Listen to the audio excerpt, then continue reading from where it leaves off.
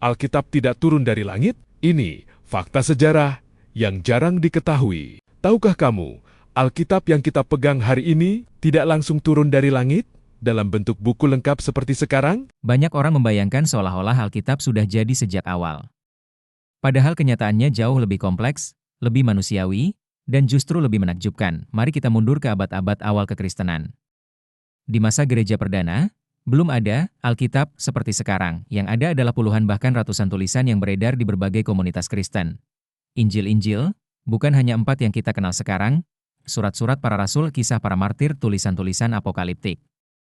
Beberapa bahkan cukup terkenal, seperti Injil Thomas, Injil Yudas, Injil Maria Magdalena, Gembala Hermas, dan Didache. Ini berarti, sejak awal, tidak semua tulisan langsung dianggap sebagai firman Tuhan.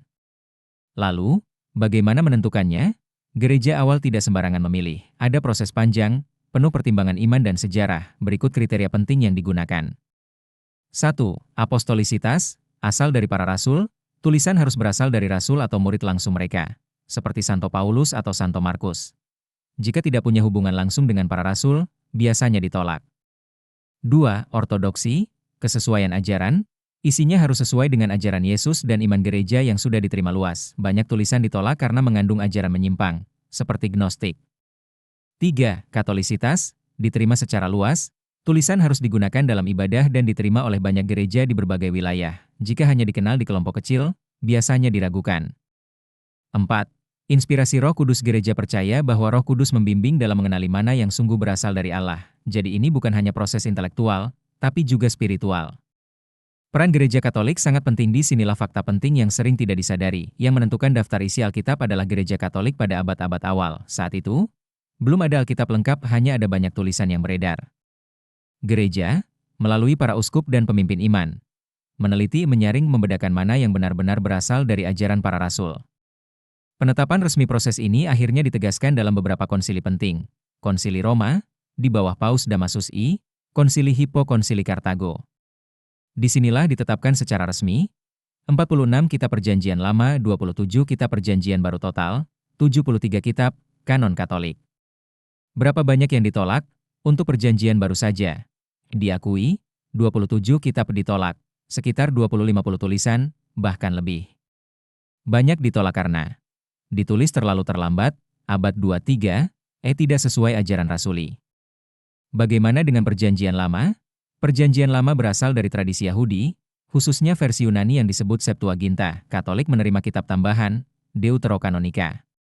Apa saja kitab-kitab Deuterokanonika itu? Tobit Judit, Kebijaksanaan Salomo Sirah, Ecclesiasticus, Baruk 1 Makabe 2 Makabe tambahan pada Ester tambahan pada Daniel, Doa Azaria, Nyanyian 3 Pemuda, Susana, Bel dan Naga. Ini yang perlu dipahami dengan jujur, Alkitab bukan buku yang jatuh dari langit dalam bentuk utuh. Ditulis oleh banyak penulis dalam rentang ratusan tahun dalam konteks sejarah nyata.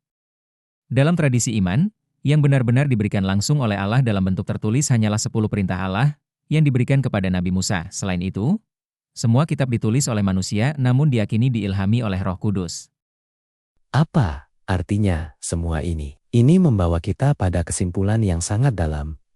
Alkitab lahir dari gereja, bukan sebaliknya. Gereja sudah ada sebelum Alkitab lengkap. Gereja memiliki peran penting dalam mengenali kitab suci. Tanpa gereja, tidak ada daftar Alkitab yang pasti. Namun, perlu dipahami, gereja tidak menciptakan firman Tuhan. Gereja mengenali dan menetapkan mana yang benar-benar berasal dari Allah.